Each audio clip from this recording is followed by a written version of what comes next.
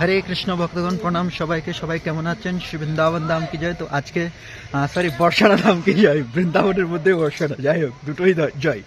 তো এখন আমরা আছি বর্ষানা ধাম দর্শন করছি। এখন সময় সকাল 10টা 4। এটি আজকে এই বছরের প্রথম একাদশী, সট্টিলা একাদশী। সবাইকে একাদশীর শুভেচ্ছা। এখন আমরা পিলি পুকুরে আছি, হচ্ছে সেই পিলি পুকুর। পিলি শব্দের অর্থাৎ হচ্ছে হলুদ।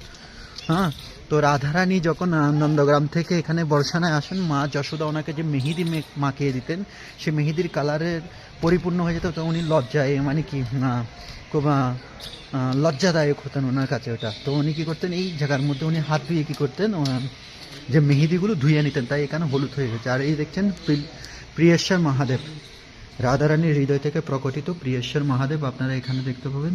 হর হর মহাদেব, জয় শিব শম্ভু। আর এই দিক দিয়ে পিলি পুকুর দর্শন করুন এবং কৃপা লাভ করুন। সবাইকে শেয়ার করে দর্শন করার সুযোগ করে দিন।